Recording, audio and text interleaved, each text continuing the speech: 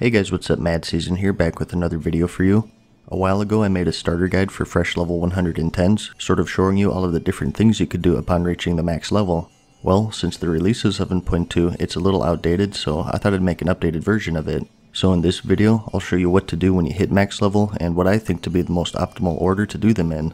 This guide will suit those of you who just started the expansion and it's your very first max level, and it'll also be handy for those of you who already leveled a character to 110 once before and you're just rolling a new alt for this patch. And on that note, a lot of the stuff I'll be talking about will be pretty basic since I want to keep the video friendly for newer players. So just a warning if this isn't your first level 110.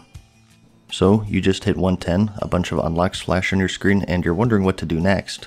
The very first thing you should do, assuming this is your first 110, is to visit your class hall and start researching your artifact knowledge. You've been getting some artifact power here and there. Once you hit max level though, you unlock the ability to increase the amount you get. Next to your artifact upgrading station, you should now have a quest from a nearby NPC to research something called artifact research notes. These increase the amount of artifact power you get by a large percentage, granting you one level of something called artifact knowledge, or AK for short. The current cap as of this video is level 50. Normally, you need to put in work orders for these documents, which take several days, but as a catch-up mechanic as of patch 7.2, you can instantly buy a research note for 500 order hall resources each by turning in a repeatable quest. For artifact knowledge level 26 and onwards, however, you currently have to use the slow work orders. If this isn't your first 110, there is a cheaper catch-up mechanic. From the same NPC, you can also buy artifact research tomes. The way these work is they're account bound, and on your main character, you can buy a tome that gives you an artifact knowledge level equal to 5 levels below your max level on that character in increments of 5. What this means is, if you're level 20 artifact knowledge on your main, you can buy a level 15 tome for your alt. If you're 25, you can buy a level 20 tome, and if you're 27, you can still only buy a level 21 since once again, it's in increments of 5. This is much more cost efficient than the repeatable quest method, and it should always be used if it's available. And if you're low on resources but you have Bloods of Sargeras, you can trade them for some account-wide resource caches in Dalaran. You can find the vendor at coordinates 4532 and you get 200 resources for 1 blood. So all of this is very important because pretty much anything in-game can give you artifact power. So to optimize things, boosting up your artifact knowledge should be one of your first tasks upon reaching 110. And while you're in your order hall, you should also work on your advancement tree upgrades. You should have been introduced to this pretty early on in the leveling process, but this is something you want to keep up with because it has some important bonuses, including the ability to equip a second legendary item. And the final task in your order hall is your campaign quest. Once again, you should have started this before 110. This is a fairly long quest chain in your order hall that requires you to run dungeons, complete order hall missions, and much more.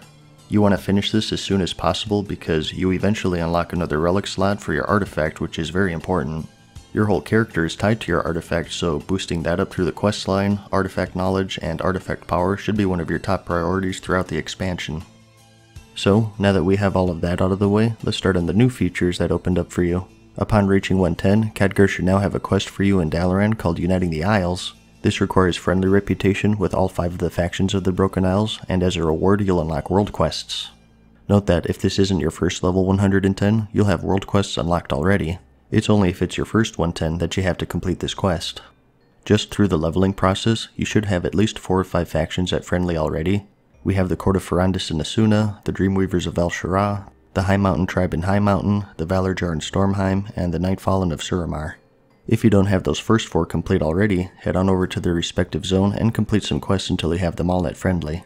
For the Nightfallen, however, most of the time you'll still be at neutral. As I said, they're in the Suramar zone, which is a max level only zone. Khadgar should have another quest for you in Dalaran to visit the zone. It's an introductory quest called Khadgar's Discovery, and he'll provide a portal there. There's a really long campaign quest tied to the zone, and just like all of the other quests in the game, it gives reputation. I won't spoil anything, but just follow that quest line until you reach friendly with the Nightfallen. And once you do so, return to Khadgar and complete the Uniting the Isles quest to finally unlock world quests. These are the replacement to daily quests. Instead of having a single hub where you do a handful of the same dailies over and over, your map will open up with dozens of randomly selected quests spread throughout all 6 zones of the Broken Isles. These award things such as gear, artifact power, order hall resources, gold, and much more. Each day, on the bottom left hand side of your screen, you'll also receive something called an emissary quest. For these, you need to complete 4 world quests tied to a specific zone or faction, and as a reward, you get a cache that contains even more gold, artifact power, gear, and etc. The first thing I always tell fresh level 110s is to knock out the World Boss world quest. Each week, you'll get a special world quest that asks you to kill a world boss on the Broken Isles. These drop eye level 860 gear, and they're a good way to snag a big upgrade right off the bat. The quest will be of purple quality, so they're easy to spot. Before you head out though, make sure you pick up a Seal of Broken Fate bonus roll token. You get these from coordinates 5767 in Dalaran from the NPC Archmage Landaloch in exchange for gold or order resources. So, now that we have all of the basic stuff unlocked and at your disposal, let's get into the 7.2 stuff. Let's start with the Broken Shore, another new zone for you to unlock. By this time, you should have gotten a quest from Khadgar telling you to meet him at Crisis Landing in Dalaran. He wants to send you to the Broken Shore for a second time to try to take back the island, and spoiler alert, this time you're successful. You follow a short 20-minute-ish solo scenario, and at the end of it, you'll have unlocked the zone, along with a new faction called the Armies of Legionfall. This zone has a campaign quest similar to that of Suramar, world quests, a new currency to farm, and a new rep to grind. So, at this point, you have plenty of stuff to do. Your map is probably filled with world quests, story quests, and more. And what you want to do first is ultimately up to you, but the main thing I recommend is to gear up and to unlock flying in the Broken Isles to make all of that stuff faster. Let's start with the gearing process. The fastest way to gear up by far this patch is to farm nether shards on the Broken Shore. At coordinates 4562 on the Broken Shore, you'll notice two vendors, a female mage and an ethereal. They sell many items, but the stuff we're interested in are the blue Dauntless gear tokens. These are items that give you an eye level 850 piece of loot on use. You can buy them for any armor type, including relics for your artifact, and they cost 400 nether shards each. They also have a chance to proc a higher eye level roll past 850, so it's a good way to gear up. As for the question of how to get the nether shards, it's been changing a lot, but currently as of this video, the answer is the Centenax. If you check your map, you should notice a ship flying about the area. This is called the Centenax, and it serves as the main way to get those nether shards. Any enemy you kill under the ship drops the shards, and also portal beacons that summon waves of demons that drop more shards. To best farm it, look for a group in your group finder by clicking on the green eye, going to custom group, and then searching Centenax. There should be dozens. Join any of these groups or start one yourself and start killing demons. You'll not only get nether shards for those tokens, but the tokens themselves also have a chance to drop from the mobs. It depends on how good your group is, but generally, you'll be able to get enough drops in nether shards to get a full 850 plus set in 1 or 2 hours. So it's a really fast way to gear up this expansion, and if you want to go even further, if you talk to the ethereal vendor, he sells you eye level 880 gear for 5000 nether shards each. That's only if you really feel like grinding though, because generally it's about 1 token every hour or so depending on your efficiency. Once again, at the time this video was made at least. The only downside is that the mobs on the Broken Shore are pretty tough, so you might die a lot early on in the gearing process. But stick with it, get those tokens, and you'll be in good shape soon enough. Another option you always have is of course the auction house. If you don't mind spending any gold, you can just buy some gear.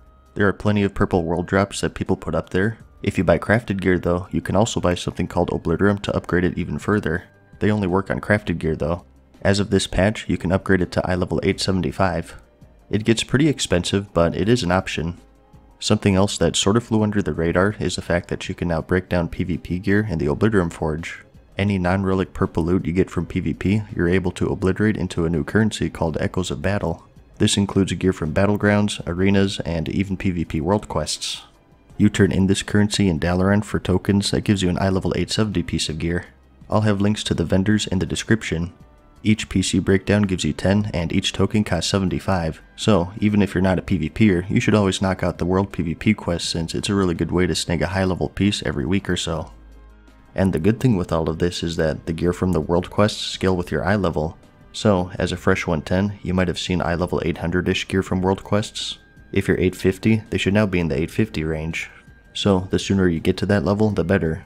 And that about covers the initial gearing up process. From there, you move on to the endgame stuff such as raiding, PvP, or Mythic Plus, whichever you prefer. But as I said, another thing that's top priority is flying, so let's go over that briefly. To be able to fly in the Broken Isles, you need to first get an achievement called the Broken Isles Pathfinder. To do this, you need the Broken Isles Pathfinder Parts 1 and 2 achievements. They require you to do a multitude of things: explore zones, complete the main storylines of each zone, level reputations, and so on. It's pretty time consuming, but generally, it's stuff you'll get just by playing the game. It's nothing you really need to go out of your way to do for the most part. I actually have a full video dedicated to this achievement. Sorry to send you to 2 videos here, but like I said, there's a lot of stuff you need to do and I don't want this video to be too long. I'll have a link to it in the description. It's not a one-day thing. Like I said, some of it is tied behind things like reputations, so it'll be something you chip away at. So that's pretty much it for all of the initial stuff anyways. After you do all of those initial tasks, you have a whole slew of things you can do.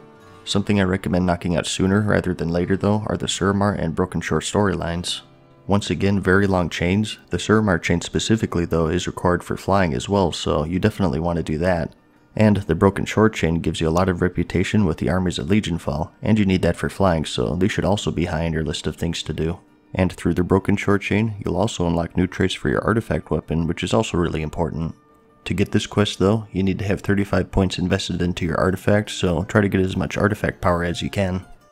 But that just about covers everything, I think. The most important thing I'll say is to just have fun with it. Don't rush things to the point to where you're not enjoying it. At the end of the day, I assume you want to have fun with the game, but if you want to optimize things, following the general path of this guide should get you started off pretty quickly. Anyways, I hope you found the video helpful. Like it if you liked it, and thanks for watching. Peace.